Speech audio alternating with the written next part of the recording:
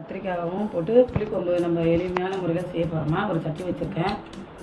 ஒரு 3 ஸ்பூன் எண்ணெய் ஊற்றிக்கலாம். எண்ணெய் காஞ்சிடும்.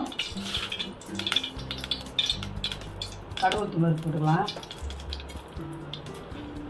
ஒரு 1/4 ஸ்பூன் வெந்தயம் போட்டுக்கலாம். சீரகம் ஒரு 1/4 ஸ்பூன் போட்டுக்கலாம்.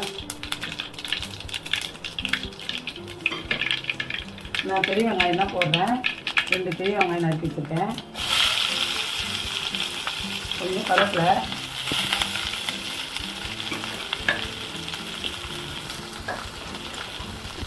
கொஞ்சம் இப்போ வதக்கி ஊற்றிக்கலாங்க.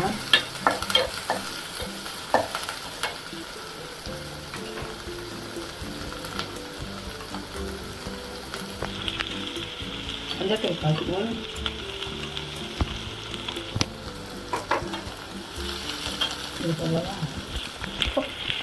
இப்போ தக்காளி கட் பண்ண நம்ம வதக்கணும்னா வதங்காது. அதனால் 2 தக்காளி எடுத்து நான் மிக்சியில் போட்டு அடித்து வச்சுருக்கேன். அப்போ உங்களுக்கு குழம்பும் நல்லா திக்காகவும் இருக்கும், டேஸ்ட்டும் நல்லாயிருக்கும். அதனால தான் நான் மிக்சியில் போட்டு அடிச்சிருக்கேன். வெங்காயம் நல்லா வதங்கினோடனே இந்த தக்காளியை ஊற்றணும்.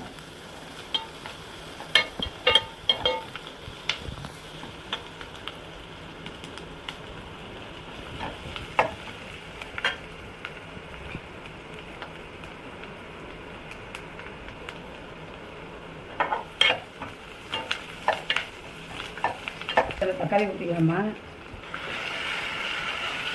தக்காளி ஊற்றி ஒரு 2 நிமிஷம் நல்லா வதக்கி விட்டுக்கோங்க. இந்த பச்சை வாசனை போகும். அப்புறம்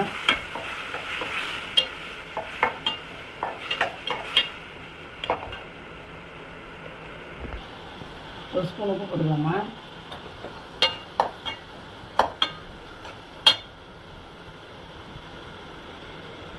நம்ம கத்திரிக்காய் முருங்கை உள்ள போட்டுக்கலாம்.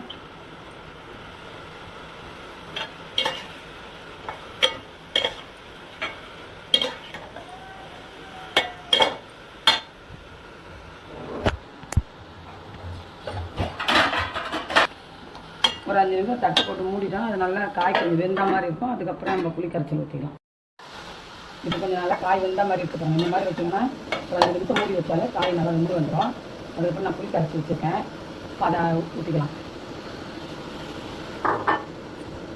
இப்போ வீட்டு மிளகாத்தூள் தான். ஒரு 2 ஸ்பூன் வீட்டு மிளகாத்தூள் போடணும். காரத்துக்கு ஏற்ற மாதிரி நீங்கள் போட்டுக்கலாம். கம்மியானாலும் போட்டுக்கலாம். இல்லை உங்களுக்கு ஜாஸ்தி வேணும் ஜாஸ்தினா 2 ஸ்பூன் போடலாம்.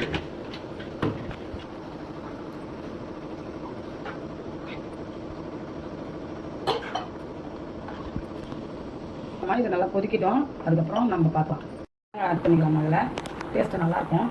இன்னும் தேங்காயும் 2 சீரகம் போட்டு அரைச்சிருக்கேன்.